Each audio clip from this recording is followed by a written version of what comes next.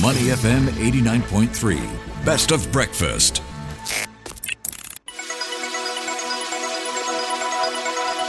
The U.S. Market Update with Money FM 89.3. Good morning. Welcome to U.S. Markets Wrap with me, Ryan Huang. And we've got stocks under pressure in after-hours trading as President Donald Trump unveiled sweeping tariffs of at least 10% and even higher for some countries, raising the risks of a global trade war that could hit the U.S. economy. So we've got the Spider S&P 500 ETF Trust, which tracks the S&P 500, losing 2.9%. The Invesco QQQ ETF, which corresponds to the Nasdaq 100 index, down 3.5%.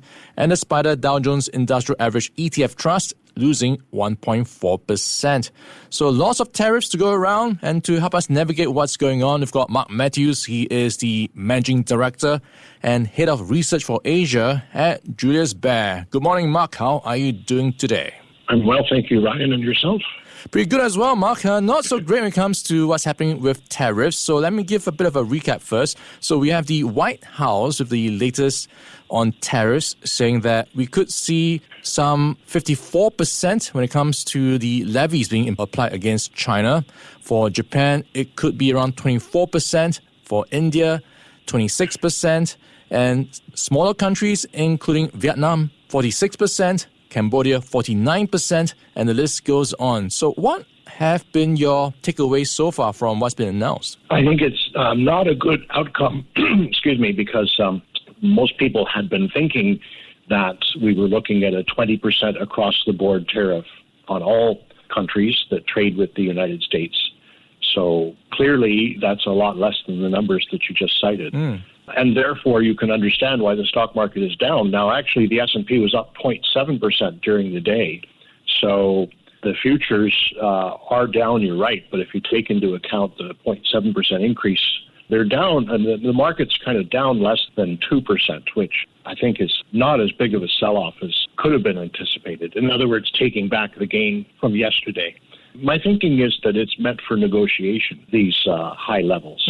I doubt that they're expected. I doubt the administration put them in place thinking they'd stay as high as they will be in a couple of days forever. But unfortunately for the market, what it does mean is the uncertainty will continue. We don't know how long these high tariffs will remain in place. And what the market had really been hoping for was to just put this tariff business behind us. And we won't be able to do that now, I think, because I think most people will assume, well, they're very, very high, but they'll come down at some point in the future over negotiations. And the market doesn't like uncertainty, and businesses don't like uncertainty because they can't plan for the future that way.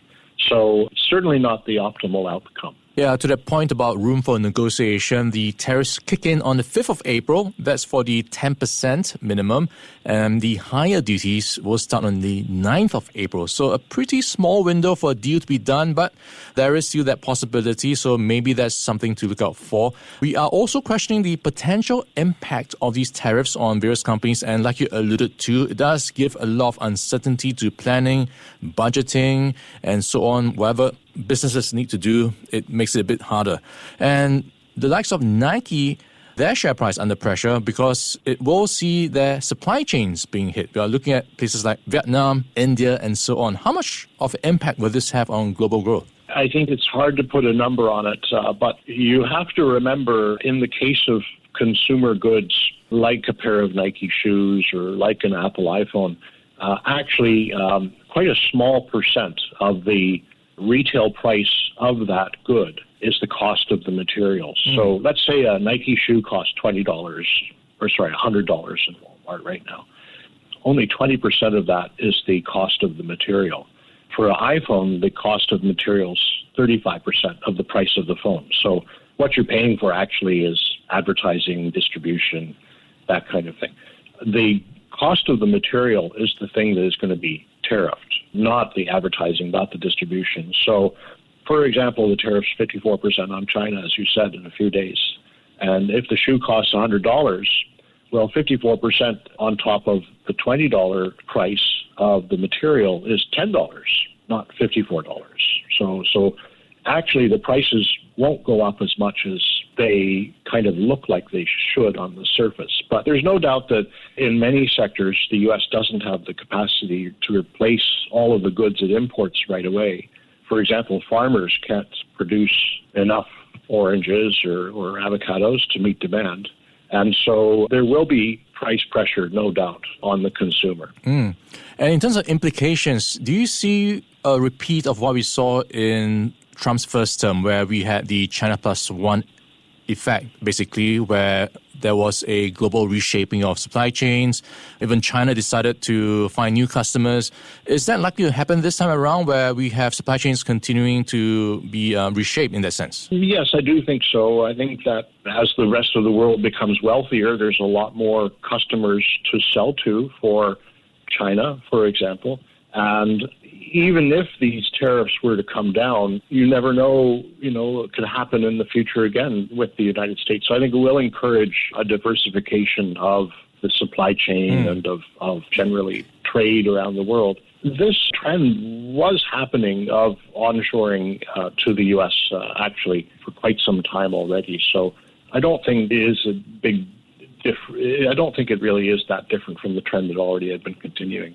All right. In terms of what has also been playing out, we're seeing gold doing quite well as the uncertainty seems to fuel demand for the safe haven asset. How much momentum is there going behind gold? It has been outperforming many assets in the past few years. Well, it certainly has a lot of momentum. And I think over time, the gold price goes up. This has been happening for not just centuries, but millennia. It goes up in tandem with inflation. So the gold price over the last 100 years has risen about 5% per year in U.S. dollars. But it comes in spurts. It's not 5% every year. That's the average. So some years, like last year, went up a lot. This year, it's also up a lot. My sort of gut feeling would be that it's due to hit resistance here. It has gone up too much in a short period of time. So my sense is it should pull back, but longer term, I think the trend for gold has been well proven to be as a hedge against inflation, which inflation is just a natural part of an economy. So I think it should pull back in the short term, but long term, I see it still going up. All right, plenty of tailwinds for these safe haven assets, but plenty of headwinds as well with all the headlines around tariffs, including on risk assets like Bitcoin, which has fallen under $85,000 in the latest session. So a lot to digest as we wrap up this conversation. And we've been talking to Mark Matthews. He is the Managing Director and Head of Research for Asia at Julius Baer, helping us to recap some of the latest when it comes to the global tariffs being announced by the U.S., including the 10% minimum that will kick in on the 5th of April. Mark, thanks so much for your time this morning. Thank you, Ryan. Great chatting with you. Stay at Money FM 89.3. Before acting on the information on Money FM, please consider if it's suitable for your own investment objectives, financial situation, and risk tolerance. To listen to more great interviews, download our podcasts at audio.sg or download the audio app. That's AWEDIO, audio at the App Store and Google Play.